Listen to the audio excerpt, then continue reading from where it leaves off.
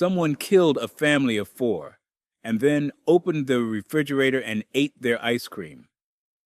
4 small containers, one after another. He drank bottles of barley tea from their kitchen. He used their computer, sat at their desk at 1 in the morning, and browsed the internet. He went to the bathroom and did not flush.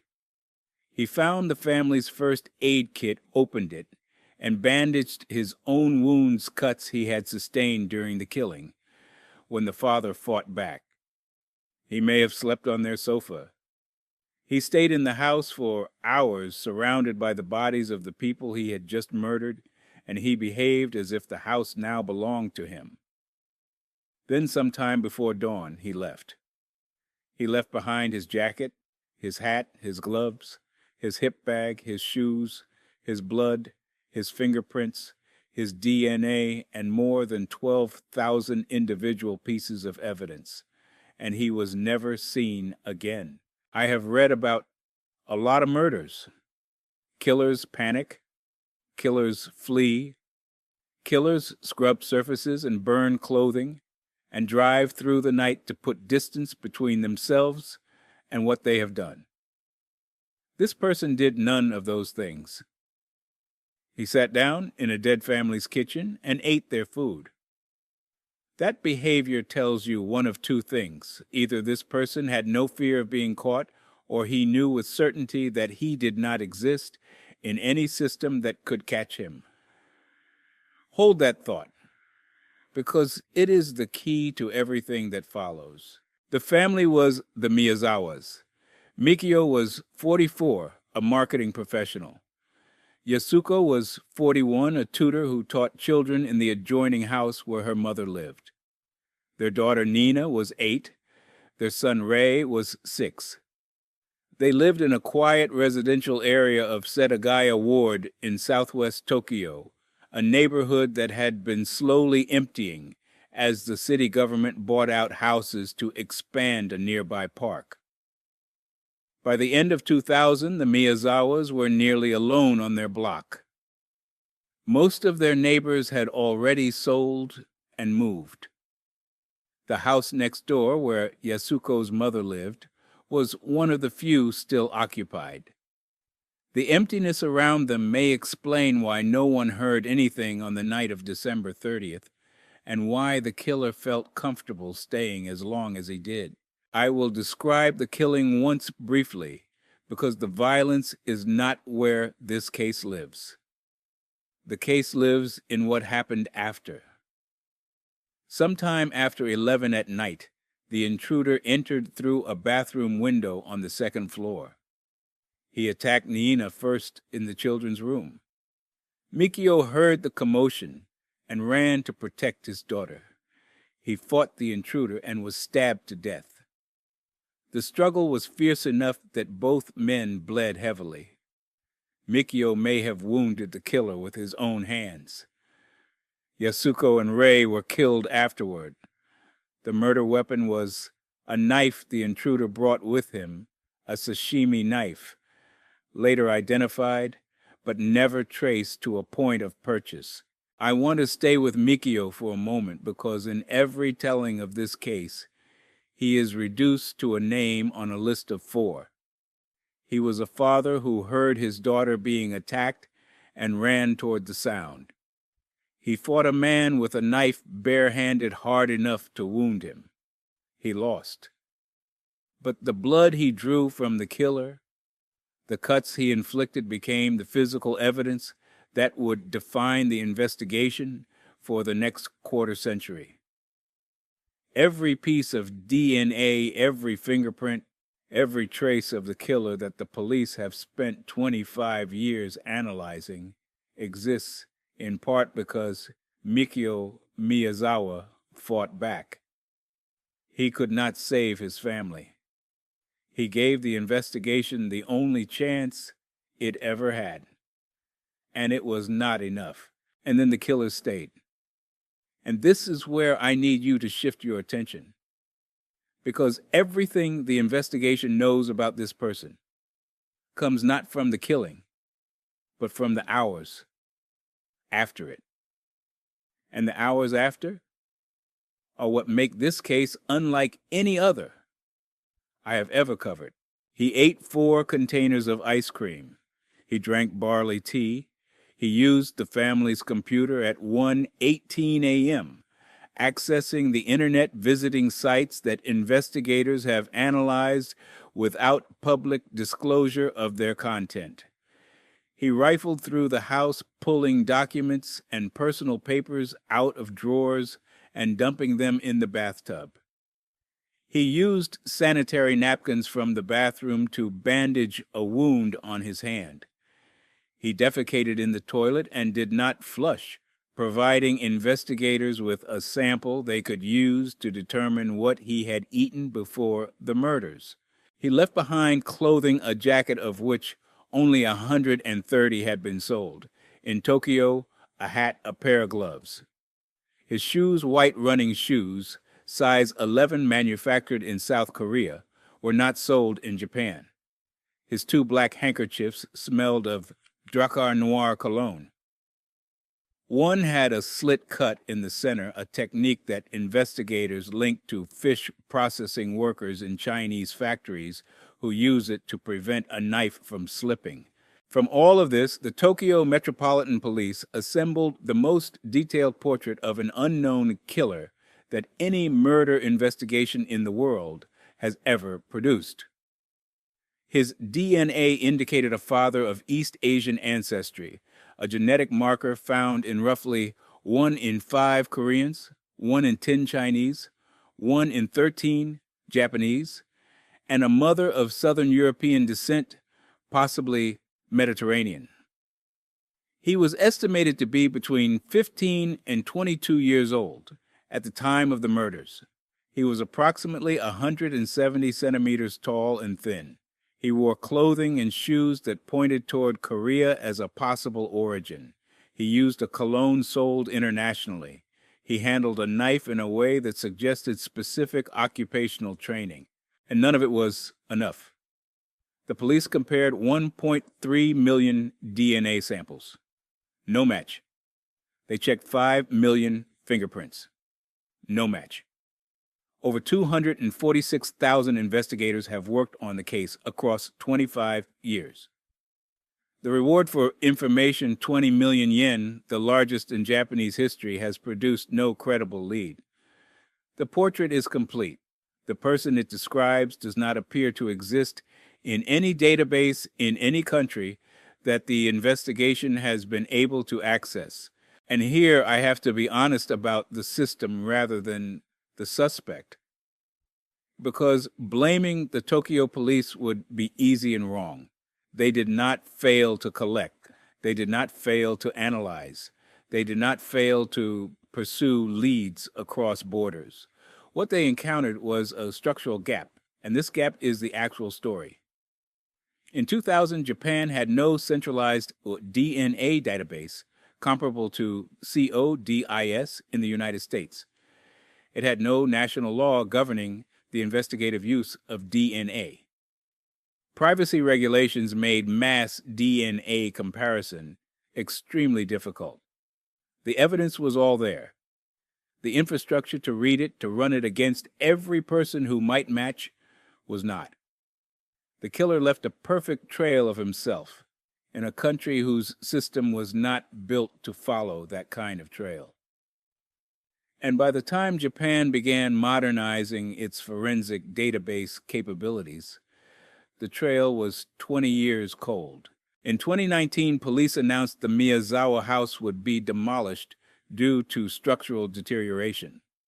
The family protested. The house came down anyway. The lot is now part of the expanded Soshigaya Park, an empty square of grass where children play. Every year on December 30th, Yasuko's mother and supporters place flowers at the fence around the site. The house is gone. The evidence is preserved in police custody, and the most complete forensic portrait ever assembled of a killer stares out of the file at a world that cannot put a name to the face. 12,500 pieces of evidence. A face, a body, type, an ancestry, a shoe size, a cologne, a knife technique. Everything except the one thing that matters, a name. And the question this case leaves you with is not who did this. It is whether any system anywhere is built to catch a person who exists outside every system. It would be natural to hear that and think the problem was technology. Japan in 2000, no DNA database, a gap in the infrastructure. Given better tools, the evidence would have spoken. The answer was there, it just needed a system wide enough to hear it. So let me take you somewhere with no technology gap at all. A country with full forensic capability, NATO-level intelligence, sharing an advanced police force, and a justice system that had every tool available. And show you a case where the evidence was just as abundant, ballistics matched witnesses survived, patterns were clear, and the answer was just as absent. Not because the system was too narrow to catch the killer, but because the evidence told you everything except the one thing you actually needed to know: why. A group of armed men walked into a Delhaize supermarket in the town of Aalst, Belgium, on a Saturday evening, and opened fire. They shot customers. They shot employees. They shot a woman sitting in a parked car with her 14-year-old daughter and her 9-year-old son. The girl survived. The mother and boy did not. 8 people died in the Aalst attack. The amount of money taken from the store was negligible. The killers left. That is not a robbery. A robbery takes something. Whatever happened in Aalst, and in more than a dozen other attacks across the Belgian province of Brabant between 1982 and 1985, was something else. And the fact that nobody has ever been able to say with certainty what that something else was is the reason 28 people are dead, and no one has ever been convicted. The attacks followed a pattern. Supermarkets and food stores were the primary targets. The assailants were armed with shotguns and handguns and moved with a discipline that witnesses described as military, coordinated entry, controlled shooting, efficient withdrawal. Survivors and early CCTV footage, some of the first ever used in a Belgian criminal investigation, identified at least 3 recurring figures. The press named them by their roles. The giant, a tall man who appeared to direct operations. The killer, a shooter whose calm and accuracy under pressure was noted by every surviving witness. And a third member, sometimes called the old man. They were methodical. They were lethal. And they took almost nothing. I should be clear about why the money matters, because it is the whole at the center of this entire case. In a robbery, the violence is a means to an end. You hurt people to take things. In the Brabant attacks, the violence was grotesquely disproportionate to the take. In some raids, the assailants left with a few thousand francs pocket change compared to what was in the registers. In others, they fired on everyone in sight and then departed without opening the cash drawer at all. This is not the behavior of criminals who need money. This is the behavior of people for whom the money was never the point. And if the money was never the point, then you are left with a question that the Belgian justice system has spent 40 years unable to answer what was. The theories are loud, and I owe you each one with the honesty it deserves. The first is organized crime, a gang using the supermarket raids as cover or practice for larger operations. This explains the weaponry and the discipline, but not the negligible theft. And no organized crime network has ever been linked to the attacks through evidence. The second, and the one that has drawn the most attention and the most controversy, involves the Belgian state itself. In 1990, the Belgian government publicly confirmed the existence of a clandestine NATO-linked network on its soil, part of what became known as Operation Gladio, a Cold War program of stay-behind networks designed to resist a Soviet invasion. Some investigators and journalists have argued that the Brabant attacks were a strategy of tension, acts of violence designed to destabilize, to create fear, to justify a harder security posture carried out by elements connected to the gendarmerie or the state security apparatus. And here I have to be very careful, because this is the point where legitimate questions meet conspiracy theory, and the line between them is thinner than anyone would like. I will not sell you the Gladio theory as fact. What I will tell you is this: Belgium confirmed the stay-behind network existed. A parliamentary inquiry investigated. The gendarmerie was found to have had connections to far-right groups. Individual gendarmes were identified as having links to people on the periphery of the Brabant investigation. None of this constitutes proof that the state orchestrated the attacks.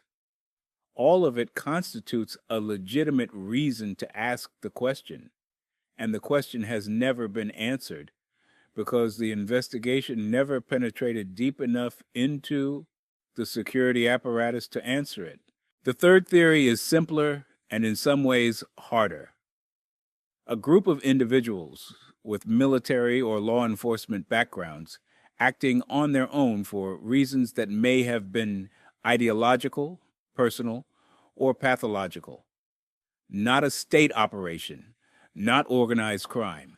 Just men with training and weapons and a willingness to kill whose motives died with them. I genuinely do not know which of these is closest to the truth. And I want to be honest with you about the discomfort of that, because in most of the cases I cover, I can at least point you toward the most likely shape. Here I cannot. The evidence tells you how the ballistics, the movement patterns, the weapon handling. It does not tell you why. And without why, the how is just a description of a nightmare without an explanation. And I think this is the moment to name what makes the Brabant case different from a standard unsolved murder, because the difference matters. When a person is killed and you do not know who did it, you have a tragedy. When 28 people are killed across 3 years in a coordinated campaign, and you do not know why, you have something closer to a wound in the national psyche. Belgium has lived with this for 4 decades. Every few years, a new investigative team reopens the files. Every few years, a new theory surfaces in the press, and every few years, the families of the 28 are asked to relive the worst moment of their lives for a country that still cannot explain why it happened. That cycle of hope, reinvestigation, and silence is its own form of cruelty, and I do not think it ends until someone answers the question that the evidence has been asking since 1982. If it was not about the money, what was it about? There is one more thing, and it is the cruelest legal detail. The Brabant cases are subject to a statute of limitations under Belgian law.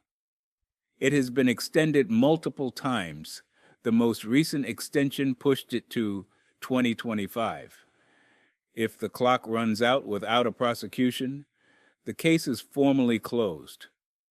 Not because the evidence was insufficient, not because the investigation was exhausted, but because the law decided that 40 years of unanswered questions was long enough, and that the state's obligation to the dead has an expiration date.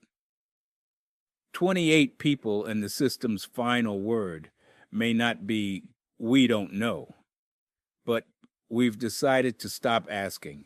I find that difficult to sit with. I think you should too. The cash registers in Aalst were barely touched. The bodies were not. Whatever the Brabant killers came for, it was not in the registers, and the evidence that might have told us what it actually was has been sitting in files for 4 decades, complete and useless, telling us everything about the crime, except the one thing that would make it make sense. Johnson here one more, and it is the strangest of the three. If you are the kind of person who stays for cases like these, you already know what the subscribe and the bell are for. Now let me take you to Norway. In Tokyo, the evidence drew a perfect portrait of the killer, but no one matched the portrait. In Belgium, the evidence reconstructed every detail of the crimes except the reason behind them. The hole at the center of each case has been getting deeper in Tokyo. The missing piece was a name. In Belgium, it was a motive. The last case digs the hole all the way to the bottom. Because in Norway, the evidence is just as abundant: passports, travel records, coded notebooks, forensic analysis. But the missing piece is not who killed her or why. The missing piece is who she was. A woman died with 9 names, and not one of them was real. Every label had been cut from every piece of clothing she owned, not torn. Cut carefully, deliberately with scissors, or a blade every manufacturer's tag, every care instruction, every mark that might have connected a blouse or a skirt to a store, a country, a point of purchase. Someone, the woman herself, or someone acting on her behalf, had sat down and methodically removed every trace of origin from every garment in her possession. That is not something a person does in a hurry. It is something a person does as procedure. And when her body was found in a remote valley outside Bergen, Norway, half burned and surrounded by sleeping pills and an empty bottle of petrol, it was the first thing the police noticed. Whoever this woman was, someone had tried to erase her before she died. She was found on November 29th, 1970, by a man and his daughter hiking in the Isdalen Valley, a steep rocky gorge near Bergen, that locals sometimes called the Valley of Ice. The body was partially burned. Around it, a collection of sleeping pills, 2 bottles that had contained petrol, and the remnants of a fire. Her position suggested she may have been alive when the fire started. The autopsy found a large quantity of sleeping pills in her system, enough to incapacitate, possibly enough to kill, along with bruising on her neck that could indicate strangulation or could be post-mortem artifact. The cause of death has never been conclusively established: suicide or murder. The question divided the investigation from the first day and has never been settled.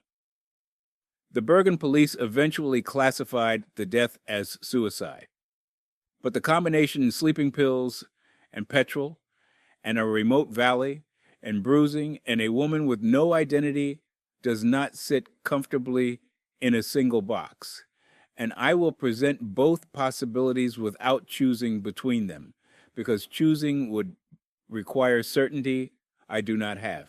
What the investigation uncovered in the days and weeks that followed was not a woman, but a series of layers, each one peeled back to reveal another question underneath. First, 2 suitcases found at the Bergen train station, checked under a name that did not match any of the identities later linked to the woman. Inside the suitcases, more clothing with the labels cut out, money in several currencies, a pair of broken sunglasses, wigs, maps of Norwegian cities, and a notebook filled with entries written in a code that the police eventually cracked. The code was a substitution cipher, simple but effective enough to conceal the contents from a casual reader. When decoded, the entries turned out to be a travel itinerary. She had moved through Bergen, Stavanger, Trondheim, Paris, Geneva, Hamburg, Basel, across months under different names with different passports. At least 9 identities were linked to the woman. She had checked into hotels across Europe using names from different countries, Belgian, French, Italian, none of which could be verified. She spoke multiple languages, including German, French, English, and possibly Flemish. She changed her appearance. She moved constantly. And in every hotel she left, the staff remembered her as polite, quiet, and determined to avoid being photographed or documented. In every case I tell, I try to give the victim back their humanity, their name, their age, the shape of the life they led before it was taken. Here I cannot do that, and the inability itself is the point. I do not know her name. I do not know her nationality. I do not know if she was 25 or 40. I do not know if she had children or parents who searched for or a home she left behind. Every piece of information that would make her a person instead of a case file was removed by her or by whoever trained her or by whoever killed her with a thoroughness that I have not seen in any other case. She is the most thoroughly erased human being I have ever tried to write about. And the cruelty of that erasure is not just that the investigation cannot find her killer. It is that the investigation cannot even find her.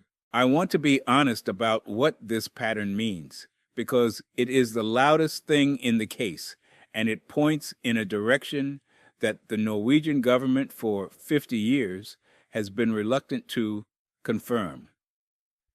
The combination of multiple false identities, coded communications, constant movement across borders, label-free clothing, and deliberate erasure of personal traces is not the profile of a tourist or a fugitive.